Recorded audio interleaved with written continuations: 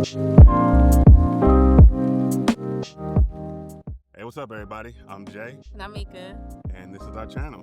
Yeah, so we are back with Love is Blind. This is season 9, so we're excited. This was our first reality show that we actually reviewed and recapped. So we actually came back for this season. It's going to be a better season. We can already tell, yeah. Minnesota, which was pretty ash, so we're looking forward to this. Yeah, the personalities are definitely showing through on this season, I think, in comparison to last season. Yep. So, yeah, like you said, people are already crying. There's already some, tension here and there. So, yeah. Let's get into the episode. Yeah, so on this episode, per usual, they start introducing the singles. They start to narrow it down pretty quickly, which is what we also liked. And they kind of got down to about, I would say 4 or 5 couples that kind of stood out on this episode. There was a girl, her name was Megan, and she had 3 potential guys that she was looking at. One guy's name was Mike, one was Blake, and one was Jordan. We like Jordan. Yeah. Jordan, he's tatted up, he's funny, he has a great personality. He does have a child. I think his son, I think, is he autistic? No, he's not autistic. He has diabetes. Child onset diabetes. So he does require some, additional care. He's only 5 years old. She seems to really like his personality. They laugh, they joke around. They seem to be a really good fit. But Morgan is kind of conflicted because there's another guy named Mike and another guy named Blake who just are a little bit more, I would say they have a little bit more stability, i.e. money. Morgan is a businesswoman. She has a... Megan. Sorry, Megan. But yeah, Megan has I think an online business and a couple business ventures that she has. She's pretty well off. She hints around at that a little bit. Mike seems to be her top pick, in my opinion, just because he seems financially very much stable. He's a part of this millionaires group or whatever outside the pods of men that make, a substantial amount of money. Also, she said she's used to dating older men. She older said men, works, yeah. So even though she likes Jordan, she's saying his maturity is something is that's also outside an of issue. The financial aspect. We also think one of the issues with Jordan is, his child, his little boy. Like I said, Morgan is a businesswoman. Megan is a businesswoman. I don't know if she feels like that'll fit into her lifestyle as well. She actually does mention that their lifestyles are very different. And he says that his son requires a lot of care, obviously. Yeah. So I do think that's a larger hurdle for them too. Right. You can refer to him as she sees her like best friend. The way she said it was like, yeah. But can we jump to Blake's little sassy self really quickly? Sure. I know people are who they are. I've just noticed certain positionings when he sits on these couches and things. Very sassy to me. Now that could be who it is. Now, but I say that to say comfortable. Maybe he's comfortable. She does not seem when she visually. I am judging. When she visually sees that, I don't think from what she's presenting that will work for her if she sees him in those positions. He is who he is, whatever. But with the way she's presenting herself and he's presenting himself when he's comfortable, people will side eye those things and be like, no. Possibly. But I do think he has a little bit of balance. Mike is money. I think that's what she thinks of with him, that he has, again, stability. I think Blake has a little bit of both. He has a good personality and he seems to be financially pretty stable. So I think she's going to be conflicted with those two. I don't think Jordan is really... Even though they have a good communication connection, they communicate really well, he makes her laugh. I think she knows that wouldn't fit in the long run for her. That wouldn't be a good fit. Well, we gotta give him time. Maybe that'll it is Love is Blind. Maybe that will overpower. Maybe. But I think that no. Yeah. I don't trust a lot of this stuff. That is Megan and her 3 guys. So we'll see how that goes. Again, I'm thinking Mike or Blake might be more of her. I think Mike is lane. Yeah. Then we have Allie and Anton. Something that stuck out about them, English is not their first language. They both had to learn English when they moved to America pretty quickly as younger when they moved here. I don't know what age they moved, but yeah, they both have that in common. They seem to have a really good connection. He's tatted up. She got some little tats. They both got a little edge to them. They look like, to me, They look like they fit. that look-wise, I think they're a good fit. He seems to be really gentle with her, and she seems like she has her guard down. They seem like a pretty good match. I feel the opposite. And yeah, like I feel like even though we don't get to see, because this is the only date that we've seen her on. We know they went on other ones. They didn't show any other ones. I wonder how soon they met. Like, was he her first meeting? It seems like it was just like a lock in, and she's like, "I'm here now. This is what it is." And I think that has to do more with production development. And there's a little bit of an age difference between them two. I think he's like 32. I think she's 27. Okay. I could be wrong. That's not. It's not bad at all. But it's just, you know, she comes off a little naive to me. Okay, I can kind of see that. You know what I mean? So I can kind of see that. Yeah.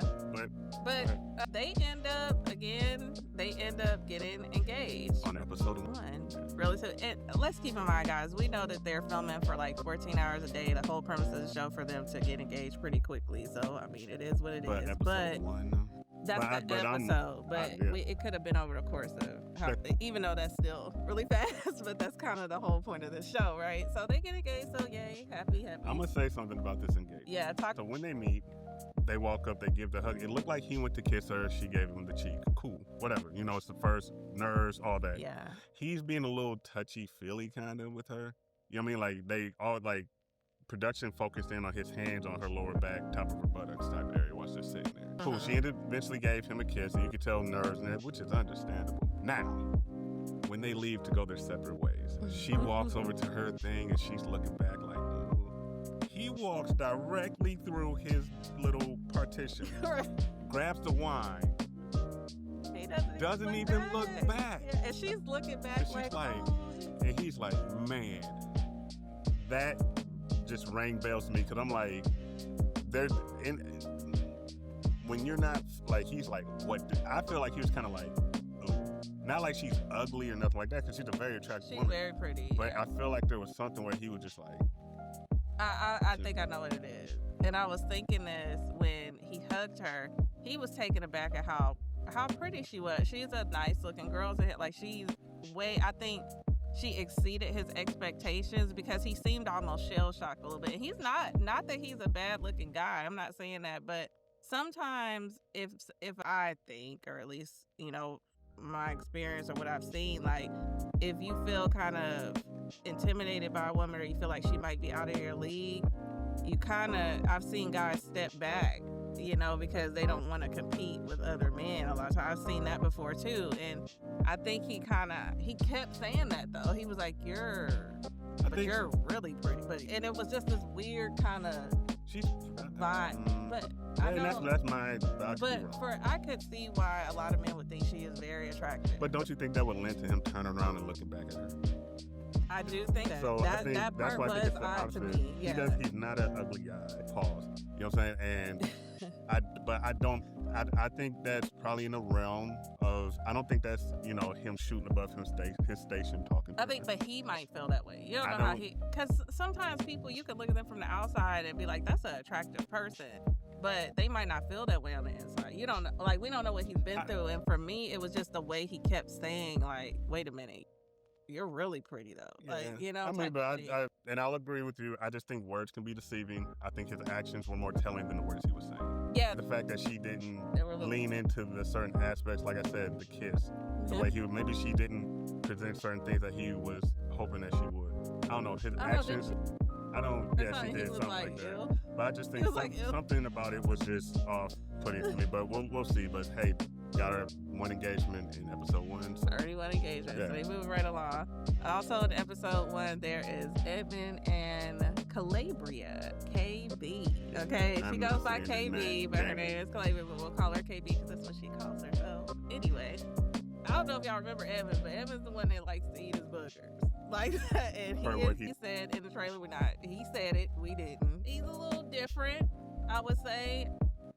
when they were talking, you find out things about him, like he played sports. I was not expecting that. He didn't to me, he didn't look like a guy that like really played sports, but he apparently was like an athlete for real. Played football. She also played sports, so they had that in common. Kalybriah seems very mature to me. She seems mature, and I think you didn't get this, but I feel like she's very understanding and non-judgmental, at least in the pods, right? She seems like, oh man, and she's listening to his stories. He's had some trauma in his life, some things with his mother and being adopted and foster care and siblings, like a lot of trauma that he got out in this first episode that she listened to. And at one point they ended up crying together because she just was kind of like, that's, how do you navigate that, right? And it turns out like she has issues with her father. So how do you navigate that situation with your mom? But yeah, so they seem to be really making a connection. She seems to really like him. At this episode, she seems to really, really like him. He really likes her. So that was basically their thing on episode 1. I think she's feeling him out. I think he likes her. I am a little suspect of, but you point this out because I can be judgmental sometimes. Do I think he is her type? No, I don't. But yes. you pointed out to me, like, one is in the eye of the beholder, which is very true. And we won't know until they see each other. The reason why I say that is not because I'm not judging him on his looks. I could care less about his actual looks. I'm saying, like, maybe the way he carries himself, his aesthetic, his clothing that she hasn't seen yet, things like that. And he's rather goofy. He is goofy. And I was telling Jay, I'm like, Goofy can be attractive sometimes. And at this point of episode 1, it was like, okay, I can see, like, he seems like a free-spirited kind of goofy guy. I can see how you could grow to become attracted. He's not ugly, I would say, but like Jay said, he might not necessarily be Kalybriah's type, but at this point in the episode, he could, like, possibly win her over with his. And she was a basketball player, so they tend to like people that are like taller than them. I think they may be the same. That may not be a big thing, but she's not short, which isn't a problem. But you know what I mean, usually.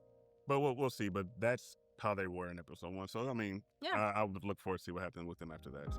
So yeah, that was episode 1. There were a few other couples that were kind of lingering around a little bit. There is a couple. Maybe we can just quickly hit the other ones, but there's one couple I want to hit a little bit harder. Were you going to jump into them more? Well, because they talk about them a lot in episode 2. Right, but there's one couple that we need to talk about from episode 1. That is Patrick and Annie. Yeah. Patrick and Annie are two of Asian descent. Neither being in Colorado, they both state how they date outside their race normally and how they have had issues dating within their own race.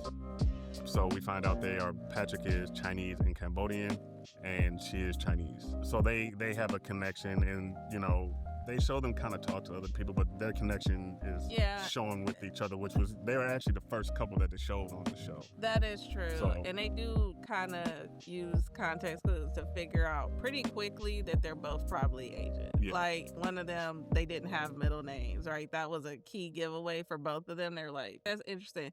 So you kind of start to see that develop. Now, Patrick also has a connection with a lady he was potentially thinking about, but like I said, Anna started to kind of get his attention a little bit more. So yeah, she grasped that, and then I mean, for the most part, that was the main connections. Those are the main connections that we've seen, at least from episode 1. Yeah, I believe there wasn't nothing else too impactful. So, but I liked episode 1. I was kind of, okay, cool. I was into it. Like last season, I was like, oh, man. It was such a poor representation on my home. Like, I'm glad this one in Colorado, these people are more engaging. The personalities are better. I'm actually looking forward to going through this season versus, honestly, last season was a dredge to me. So. Right. And I figured out the name, Casey. Casey was the other, and that's going to come into play later on the next episode. So that's why. So, yeah. We're at the end. Don't forget to like, comment, subscribe, and hit the notification bell. We'd like to hear what you think about, the first few episodes. If you watch more than one episode, drop it in the comments. What are y'all thinking about this season so far? And we will see you on the next episode. And check out all our socials down here at the bottom of the screen. And yeah, we'll see you on the next episode, which is probably right connected to this one.